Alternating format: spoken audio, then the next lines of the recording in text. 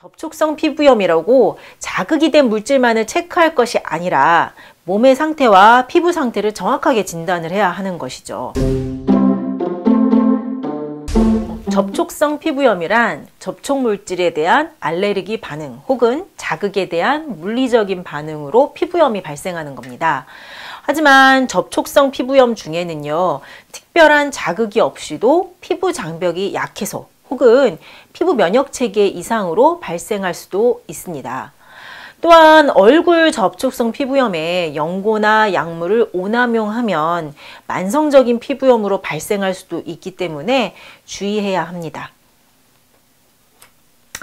접촉성 피부염이란 특정 물질에 대한 알레르기 반응 혹은 물리적인 자극으로 피부염이 발생하는 것을 말하죠. 어느 부위에나 발생할 수는 있지만 접촉성 피부염 진단이 흔한 부위 중 하나가 얼굴입니다.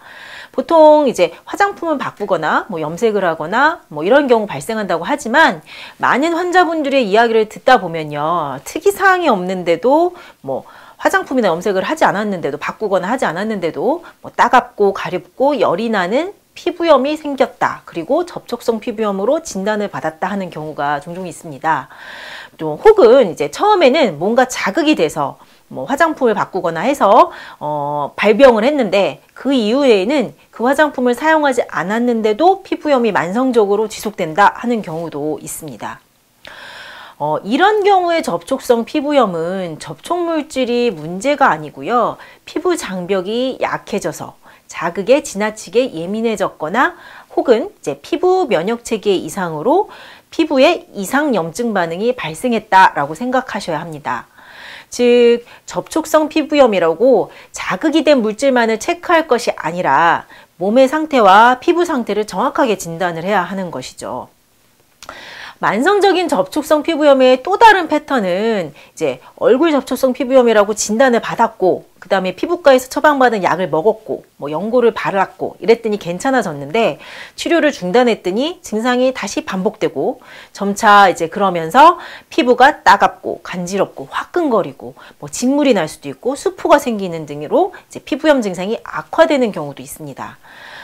대부분 이럴 때 사용한 약물이 경구용 스테로이드가 있을 수 있고요. 스테로이드 외용제나 혹은 면역 억제제의 한 종류인 프로토픽 연고, 엘리델 크림과 같은 것들이 있습니다. 처음에는 피부에 면역 반응 자체를 좀 억제시켜서 염증이 진정이 되는데 점차 이제 장기적인 사용으로 이제 하다 보면 피부가 얇아지기도 하고 예민해지기도 하고 또 다른 부작용이 생기면서 오히려 증상이 심해지는 경우죠.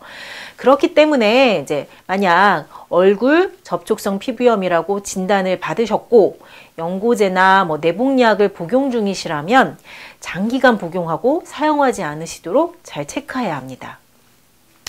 얼굴 접촉성 피부염, 우선 자극물질로 인한 접촉성 피부염이 확실하다면요, 우선은 자극물을 제거하고 적절하게 보습을 해주고 수분을 많이 섭취하고 하는 것이 기본입니다.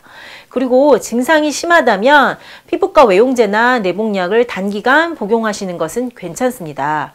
하지만 증상이 계속 반복되는 얼굴 접촉성 피부염이라면 이제 외용제 같은 것들에 의존을 하면 점차 증상이 심한 만성적인 피부염으로 발전을 할 수 있기 때문에요, 잘 살펴보시고 피부 장벽을 튼튼히 하는 치료법으로의 전환이 필요합니다.